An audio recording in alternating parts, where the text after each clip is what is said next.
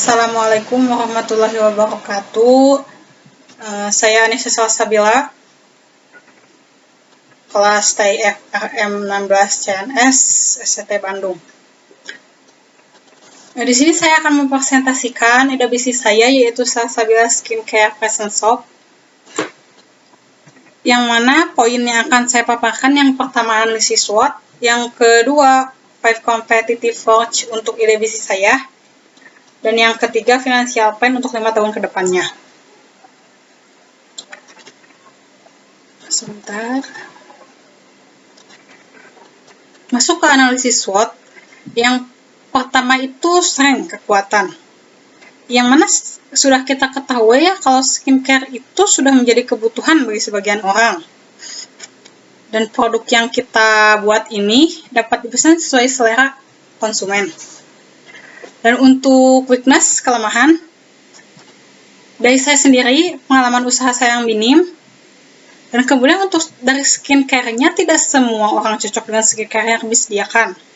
Karena skincare itu cocok-cocokan. Ada yang cocok di satu orang, tapi tidak cocok di yang lain. Dan untuk opportunities, peluang, tingkat permintaan yang cukup tinggi, karena memang skincare sudah menjadi kebutuhan ya bagi sebagian orang. Kemudian rasio keuntungan yang cukup. Di sini kita akan menargetkan laba. Nanti akan saya rinci. Kemudian jenis usaha yang belum pasaran, karena biasanya kalau misalkan present hadiah itu kan di sini kan ada bucket sama box. Isinya kan biasanya bunga atau makanan. Jadi kita ini isinya skincare. Kemudian threat, ancaman. Ya mungkin nanti pesaing akan semakin banyak dan adanya peniruan. Dan karena pesaing semakin banyak, maka daya jual kami juga akan menurun. Kemudian kita masuk ke competitive force. Yang pertama, competitive force yang pertama yaitu hambatan bagi pendatang baru. Ya contohnya saya, jika bisnis ini bisa mendapat profit yang tinggi dengan sedikit hambatan, maka pesaing juga akan tambah banyak gitu pengunculan. Kemudian semakin banyak saingan yang bersaing pada market yang sama, maka profit atau laba yang kita dapatkan akan semakin menurun. Yang kemudian daya tawar kompetitif force yang kedua yaitu daya tawar pemasok. Kalau untuk pemasok, kita kan beli dari official shop-nya gitu. Kayak misalkan kan skincare Samba ini kita beli dari official shop-nya. Jadi mereka itu tidak akan memberikan harga yang berlebihan atau harga yang tinggi, dan juga tidak akan memberikan harga yang murah. Karena mereka itu kan sudah punya harga pasti. Jadi nanti saya akan merinci harga beli skincare-nya itu harga pasti gitu. Dan kompetitif force yang ketiga yaitu daya tawar pembeli. Harga kita itu harga pasti ya, nggak bisa ditawar. Karena kita menghitung harga jual itu harga kita beli skincare ditambah harga covernya, terus sama jasa kita ya. Jasa itu ada buat laba kita. Yang kemudian competitive force yang keempat yaitu hambatan bagi produk pengganti. Ya kalau skincare, karena skincare itu cocok-cocokan ya. Kalau misalkan si pelanggan cocok, dia pasti akan beli lagi kan ke kita.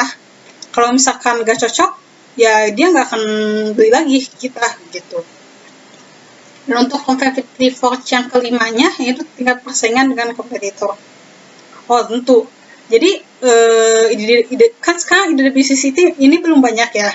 Nanti kan semakin lama akan semakin banyak yang memiliki ide yang sama dan membangun ide bisnis ini.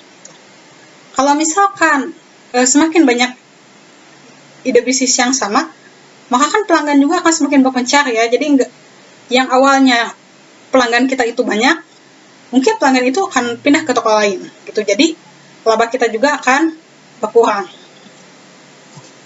Kemudian ini financial plan 5 tahun ke depan. Yang pertama ini adalah modal awal.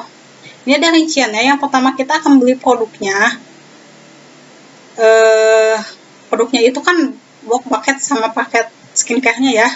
Ini total produknya itu, total biayanya itu untuk 125 apa ya? Oh, paket dan box sama paketnya itu harga 108.950.000. Dan kemudian inventaris dengan total harga 13 juta. Kemudian lain-lain dengan total harga 1.800.000. Jadi total keseluruhannya yaitu total produk ditambah total inventaris dan tambah total lain-lain. Yang tadi ya, yang tadi dirinci. Jadi totalnya itu 123.750.000. Dengan catatan total 123 juta ini adalah untuk modal awal ya, bulan pertama. Karena di sana kan tertera harga pembelian inventaris. Inventaris yang di sana kan dekor ya, dekor sama ya gitu, dekor. Seharga yang 13 juta itu kan kita hanya bayar sekali ya, beli sekali gitu. Dan untuk bulan kedepannya kita nggak akan beli lagi lah. Dan jadi untuk total modal bulan selanjutnya hanya total produk ditambah total lain-lain, yaitu 110.750.000. Oh ya, untuk asal modal ini adalah dari keluarga besar gitu, keluarga besar saya. Jadi nanti saya tidak akan ada rincian cicilan dan lain-lainnya. Dengan tambahan dana darurat sebesar 50 juta. Ditambah juga saya nggak ada basic akuntansi gitu. Kemudian untuk tahu laba untuk harga jual, saya jual dengan harga paket satuan produknya ya, ditambah cover, ditambah jasa, yaitu laba kita. Misal seorang pelanggan itu mesan paket sampai mie ya, kalau sisa dengan harga paketnya 1.250.000, ditambah covernya kan kita bikin present shop ya, bikin present gitu. Jadi bisa box, bisa paket. Harga box atau paketnya itu kan 50.000 ya, sudah tadi saya cantumkan. Kemudian jasa untuk kami, yaitu untuk jadi laba kami itu 100.000. Jadi harga untuk satu paket sampai mie ini 1.400.000, tapi ini belum termasuk ongkir.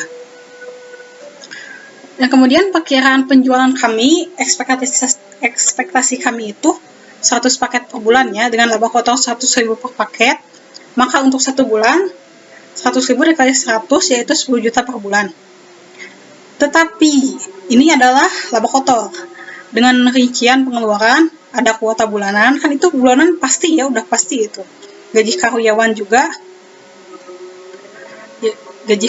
juga pasti 1.500.000 dan sewa tokonya 1 juta. Jadi laba ini dikurangi total rincian pengeluaran lain-lain ini. Jadi 10 juta dikurangi 2.800.000 per bulannya. Jadi ini laba bersih per bulannya itu 7.200.000. Dan kemudian ini untuk total laba 5 tahunnya. Tadi ya sudah pengeluaran lain-lain 2.800.000, laba kotor 10 juta per bulan, laba bersihnya 7.200.000 per bulan. Setiap bulan, jadi setiap bulannya itu kita akan membeli produk dengan rincian yang sama dengan ekspektasi kalau produk kita habis terjual setiap bulannya. Jadi kita beli lagi rincian yang sama. Jadi saat penjualan kita ada laba, ada balik modal. Jadi modal itu kita belikan lagi gitu. Jadi untuk menghitung laba selama 5 tahun adalah laba bersih bulanan yaitu 7.200.000 dikali 5 tahun. 5 tahun itu 60 bulan kan. Jadi totalnya segini, 432 juta rupiah. Ya, sekian dari saya. Mohon maaf banyak kekurangannya, apalagi dari segi perencanaan keuangan ya, karena saya emang bukan basic dari akuntansi ya. Ya, sekian dari saya. Wassalamualaikum warahmatullahi wabarakatuh.